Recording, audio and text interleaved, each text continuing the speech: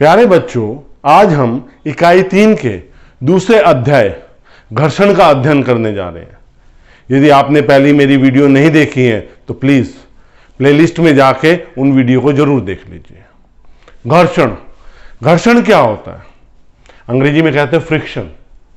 घर्षण वस्तुओं का वह गुण है जिसके कारण जब एक वस्तु दूसरे वस्तु के संपर्क में आती है और आपेक्षिक गति होती है तो वो उसका विरोध करती है।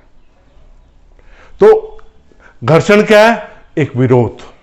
कब? जब दो वस्तु आपेक्षिक गति करती है। घर्षण बल क्या होता है? जो बल आपेक्षिक गति का विरोध करता है उस बल को क्या कहते हैं? घर्षण बल कहते हैं। तो घर्षण बल क्या, कैसे काम करता है, क्यों उत्पन्न होता है घर्षण बल? देखो, अगर हम किसी चीज की सतह को देखते हैं, ये पेन की सतह को देख रहे हैं, तो हमें दूर से देखने पर, मतलब जो देखने पर कोई ये सतह कैसी लग रही है? स्मूथ, समतल। लेकिन अगर माइक्रोस्कोप से देखते हैं तो माइक्रोस्कोप से देखने पे पता चलता है वो सतह समतल नहीं है। वो सतह क्या है? खुरदुरी है, उसमें अनियमितताएं हैं। वो कहीं से उभरी है, कहीं से दबी हुई है, कहीं से उभरी है, कहीं से दबी हुई है। जब एक वस्तु को पर दूसरी वस्तु हम रखते हैं, अब एक वस्तु को दूसरी वस्तु के पर रखा और आपेक्षिक गति कराई, तो आपेक्षिक गति करने से क्या हुआ? जो अनियमितताएं थी तो उनके कारण, अनियमितताओं के कारण अंतःग्रंथन हो गया, मतलब एक इंटरमॉलिक्यूलर फोर्स अराइज हो गया। इसके कारण इनकी आपेक्षिक गति का क्या हुआ? विरोध हुआ। अब जो आपके गड्ढे हैं, मतलब जो अनियमितताएं हैं, उनको पॉलिश से भर सकते हैं, लेकिन घर्षण खत्म नहीं होता। घर्षण बल तब भी कार्य करता है। तो घर्षण बल क्या है? एक ऐसा बल है जब एक वस्तु दूसरी वस्तु के ऊपर आपेक्षिक गति करती है तब यह बल उत्पन्न होता है। और हमेशा क्या है? जिस दिशा में बल लगाया जाता है उसकी विपरीत दिशा में कार्य करता है। उसकी विपरीत दिशा में क्या करता है? कार्य करता है। अब घर्षण बल होते कितने प्रकार के? घर्षण होता कितने प्रकार का? घर्षण, इसमें हम 3 घर्षण को अध्ययन करेंगे।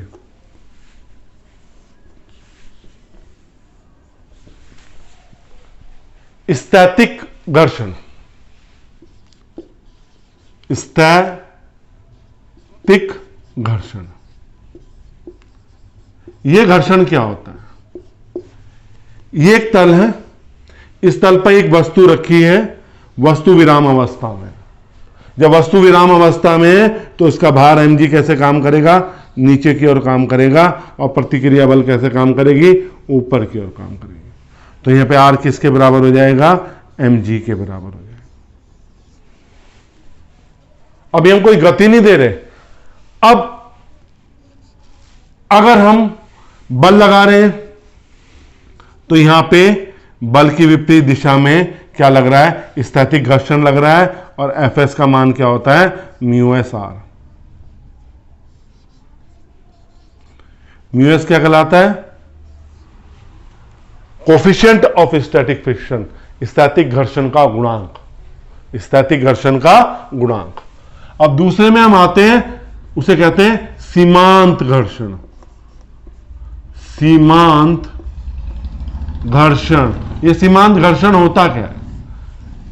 यहां पे हम बल लगा रहे थे वस्तु में, वस्तु गति नहीं कर रहे थे। अब हमने जब बल लगाया वस्तु पे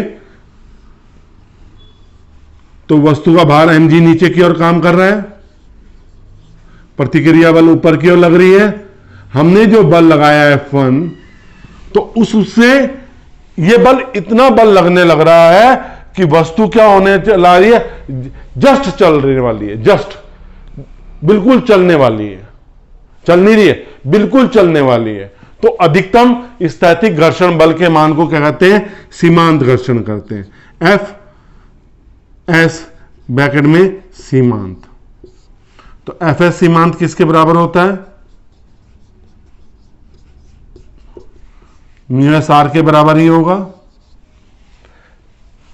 पर यहां पे एफ एस सीमांत जो F1 बल है वो एफ एस सीमांत से क्या है, कम है, मतलब वस्तु चल नहीं रही है। अब तीसरा आता है गतिक घर्षण। गतिक घर्षण, गतिक घर्षण में क्या होता है, वस्तु, हमने जो बल लगाया और वस्तु क्या होने लगी, चलने लगी। हमने बल लगाया F2, तो यहां पे ये प्रतिक्रिया बल आ रहा है, यहां पे जो घर्षण बल काम करेगा वो Fk कहलाएगा, वो कहलाएगा गतिक घर्षण बल, गतिक घर्षण बल। और Fk का मान क्या होगा, म्यू के आर, म्यू के क्या कहेंगे, गतिक घर्षण गुणांक। म्यू के क्या कहलाएगा, गतिक घर्षण गुणांक, गतिक घर्षण गुणांक। यहां पे F2 का मान जो आरोपित बल है वो गतिक घर्षण से ज्यादा है। और एक चीज और ध्यान देने वाली होती है, जब वस्तु गति करने लगती है तो जो गतिक घर्षण है वो सीमांत घर्षण से कम होता है। तो जो घर्षण बल लगता है उसमें सीमांत घर्षण क्या होता है, अधिकतम बल होता है। और गतिक घर्षण बल, जब एक बार वस्तु गति करने लगती है तो उसमें गतिक घर्षण आता है और गतिक घर्षण का मान सीमांत घर्षण से कम होता है। ठीक। अब गतिक घर्षण कितने प्रकार के होते हैं, ठीक है, हमने घर्षण देखा, स्थैतिक घर्षण है, सीमांत घर्षण है, गतिक घर्षण है। अब गतिक घर्षण कितने प्रकार के होते हैं,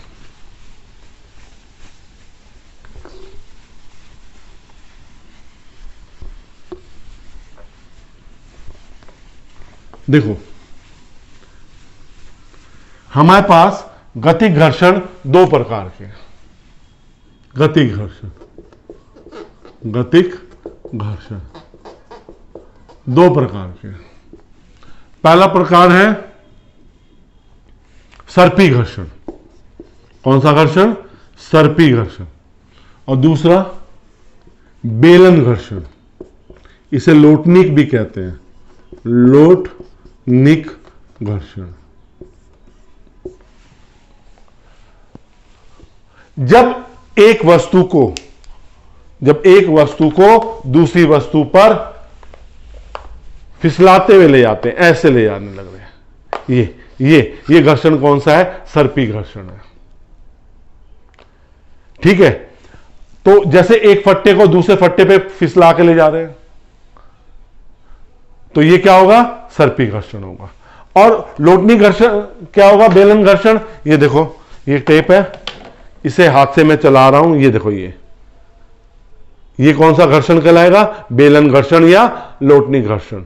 और सबसे कम घर्षण बल का मान इसी का होता है जिसे बेलन घर्षण कहते हैं। सब घर्षण बलों में सर्पी घर्षण बल का मान सबसे कम होता है, इसलिए टायर कैसे बनाए जाते हैं, गोल बनाए जाते हैं जिससे कम घर्षण बल हो और वो ज्यादा गति करे। अब एक कोण आता है, उस कोण को कहते हैं विराम कोण। विराम कोण क्या होता है, देखो, विराम कोण, एक वस्तु विराम अवस्था में है, ये देखो, ये एक तल है, एक वस्तु हमारी विराम अवस्था में है, उसका भार mg कैसे काम कर रहा है, नीचे की ओर काम कर रहा है, प्रतिक्रिया बल ऊपर की ओर काम कर रही है, और ये इन दोनों का परिणामी बल है। और ये कौन सा है, स्थैतिक घर्षण। वस्तु स्थिर है, वस्तु गति नहीं कर रही है, तो लैम्डा कोण, घर्षण बल और परिणामी नहीं, प्रतिक्रिया बल, घर्षण बल तथा प्रतिक्रिया बल के परिणामी बल तथा प्रतिक्रिया बल के बीच के कोण को क्या कहते हैं, विराम कोण, लैम्डा कहते हैं। फिर समझ लो, घर्षण बल तथा प्रतिक्रिया बल के परिणामी बल तथा प्रतिक्रिया बल के बीच के कोण को क्या कहते हैं, विराम कोण कहते हैं। तो अगर मैं इस दिशा में लूंगा तो इस दिशा में मेरा इस घर्षण बल Fs आएगा, तो मैं इसमें देखूंगा 10 लैम्डा, क्या हो जाएगा, F S upon R, lambda लंब बटे आधार। एफ एस की वैल्यू क्या होती है, म्यू एस आर, आर से आर घट गया तो 10 लैम्डा क्या आ गया मेरे पास, 10 lambda is equal to mu S, और लैम्डा इज इक्वल टू क्या आ गया, 10 इनवर्स म्यू एस।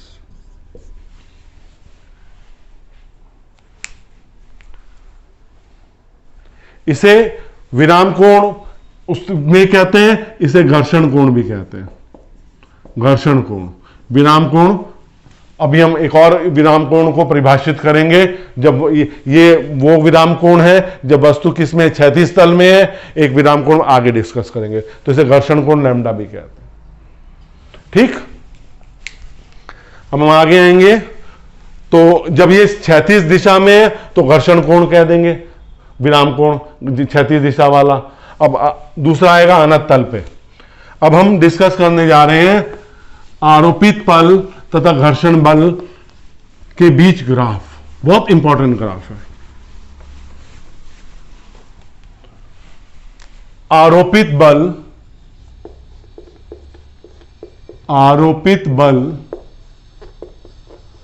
F तथा घर्षण बल के बीच ग्राफ।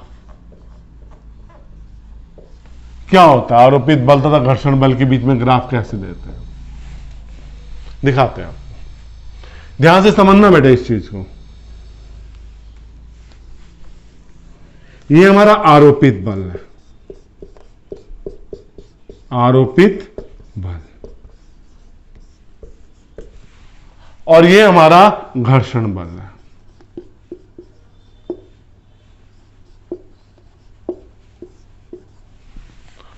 आपको एक चीज बताता हूं, घर्षण बल इस यूनिवर्स का स्वतः समायोजित होने वाला अपने आप में अकेला बल है, सेल्फ एडजस्टिंग फोर्स।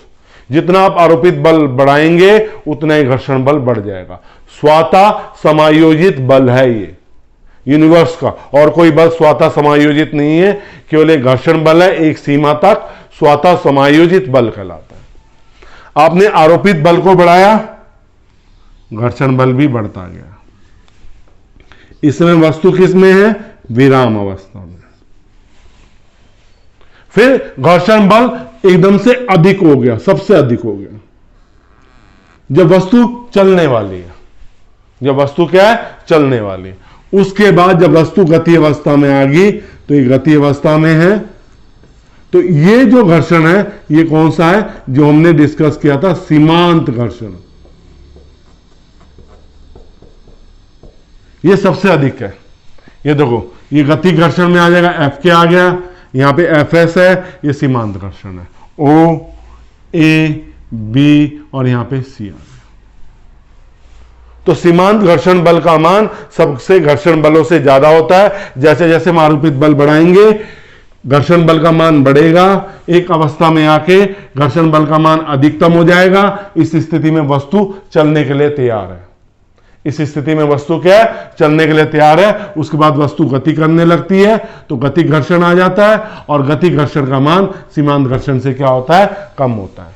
तो ये ग्राफ समझ में आ गया आपको। ओ ए तक वस्तु विराम अवस्था में है, ए से बी तक हमें घर्षण बल सबसे अधिकतम लगता है, सीमांत घर्षण होता है। उसके बाद जैसे ही वस्तु गति करने लगती है, घर्षण बल का मान कम हो जाता है और गति घर्षण में आ जाता है। जब वस्तु गति करती है तो गति घर्षण का मान क्या रहता है, नियत रहता है।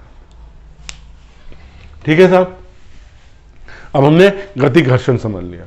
अब हम आएंगे विराम कोण। कौन से वाला, आनत तल वाला।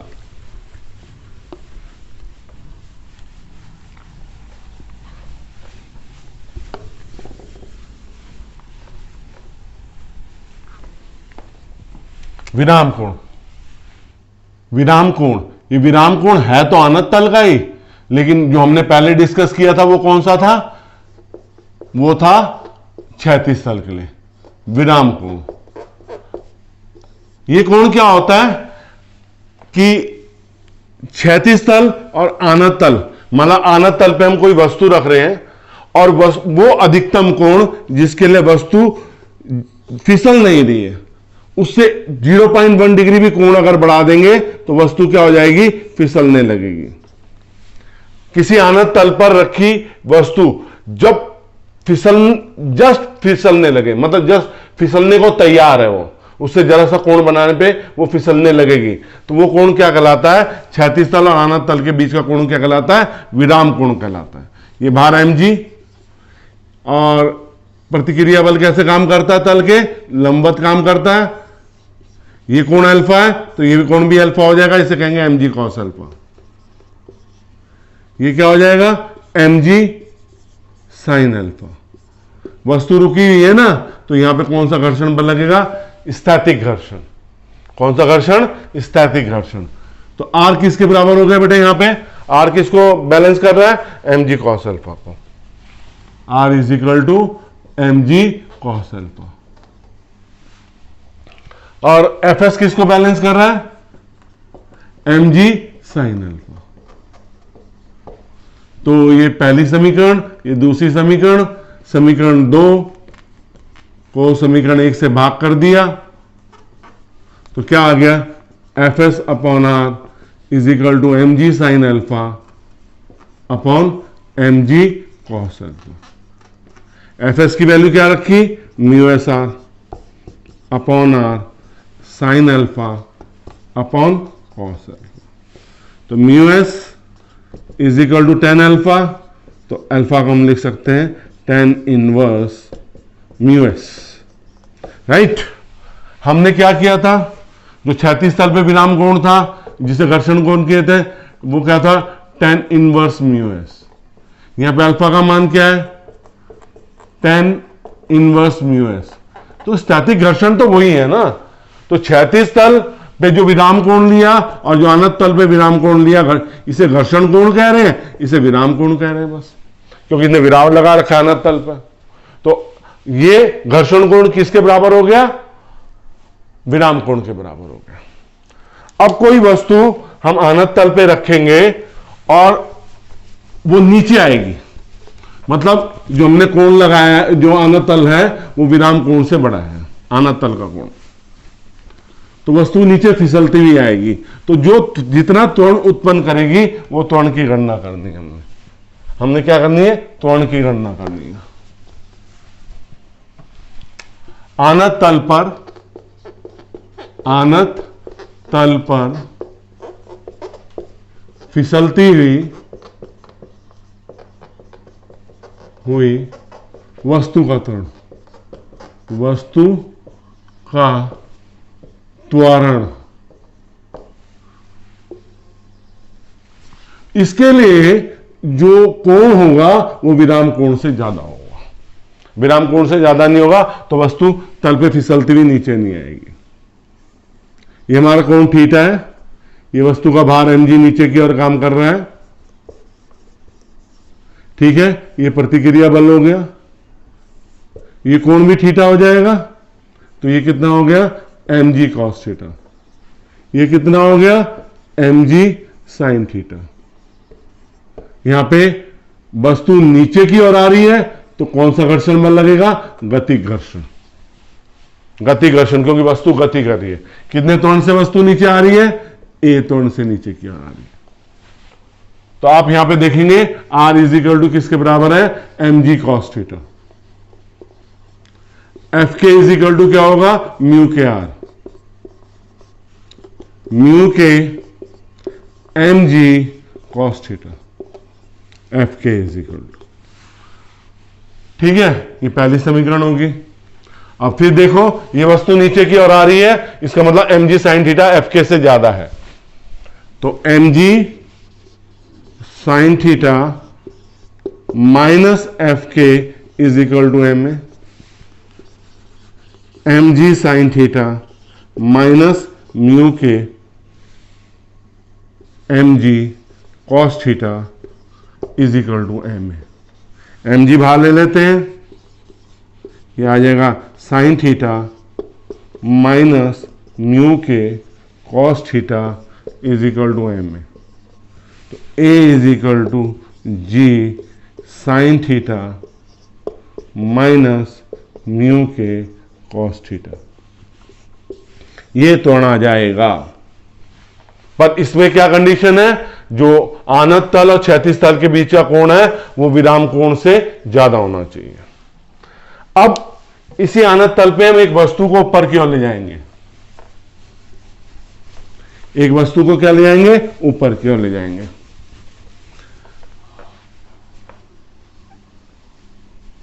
ठीक, जब ऊपर की ओर ले जाएंगे तो इस फिगर में कुछ चेंजेस हो जाएंगे। हम इसी फिगर को लेंगे तो इसमें क्या होगा, आनत तल पर ऊपर की ओर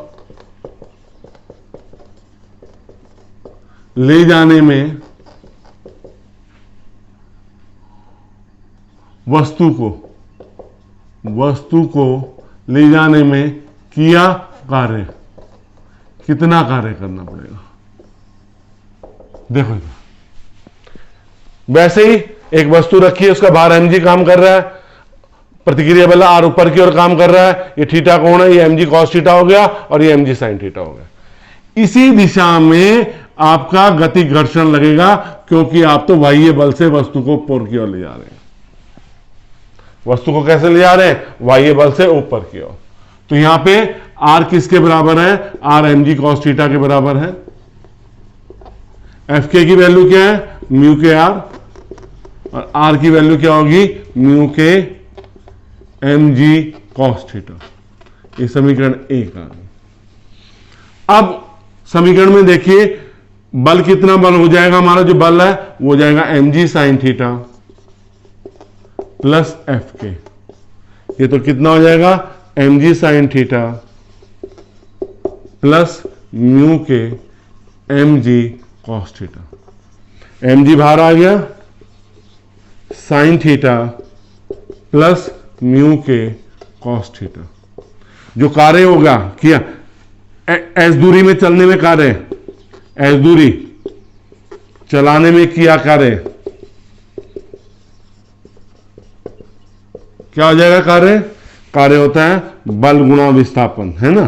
तो कितना हो गया, M G sine theta plus mu के कॉस थीटा इंटू एस। तो ये कार्य करना पड़ेगा। तो इस तरह से हम जब किसी आनत तल पे ऊपर की ओर वस्तु को ले जाएंगे तो इतना कार्य करेंगे। अब हम बात करते हैं कि घर्षण, घर्षण के लिए कहा जाता है घर्षण एक आवश्यक बुराई है। कैसे आवश्यक बुराई है, आवश्यक भी कह रहे हैं, बुराई भी कह रहे हैं। मैं बोर्ड पे लिख रहा था, मैं बोर्ड को देखो साफ कर रहा हूं, अगर ये इनके बीच में घर्षण नहीं होगा, किसके बीच में, जो मैं पेपर कपड़ा यूज कर रहा हूं और बोर्ड के बीच में, तो ये मिटेगा ही नहीं। मैं लिख रहा था, लिखने में अगर मैं घर्षण बल नहीं होगा लिख नहीं पाऊंगा, गाड़ियों में ब्रेक नहीं लग पाएंगे, तो कोई भी चीज मैं चल नहीं पाऊंगा धरती पे। घर्षण बल होता तभी चलते हैं, और फर्श अगर चिकना होता हम चल नहीं पाते। तो घर्षण एक जरूरी चीज है, लेकिन ये क्या क्या करता है, जैसे घर्षण बल क्या करता है, आपेक्षिक गति का विरोध करता है। तो हमेशा लगाए गए बल की विपरीत दिशा में कार्य करता है, जिस कारण से क्या होता है कि जो गति होती है वो कम हो जाती है। मशीनों के बीच में घर्षण बल से क्या होती है, चिंगारी उत्पन्न होती है, स्नेहक यूज करने पड़ते हैं, और उनको क्या होता है घर्षण आवेशित हो जाती हैं, तो आग लगने का डर रहता है। तो इसलिए घर्षण एक आवश्यक बुराई है। अब घर्षण को हम कैसे कैसे कम कर सकते हैं, हम घर्षण को कम कर सकते हैं स्नेहक के द्वारा। स्नेहक क्या होते हैं, लुब्रिकेंट्स, ग्रीस, ऑयल। आप देखो जब बरसात चल रही है आजकल, अगर हम साइकिल चलाते हैं तो वो बहुत तरह की आवाजें करती है, और उसकी ग्रीसिंग और ऑयलिंग कर देते हैं तो साइकिल की आवाज क्या हो जाती है, बिल्कुल क्या हो जाती है, खत्म हो जाती है। दूसरी चीज हम पॉलिश द्वारा खत्म करते हैं, जो हमारे फर्श वगैरह हैं उस पर पॉलिश कर दें अच्छी तरह से, तो उनका खुरदरापन और घर्षण क्या हो जाता है, काफी हद तक कम हो जाता है। तीसरी चीज बॉल बेयरिंग यूज करते हैं बड़ी बड़ी गाड़ियों में,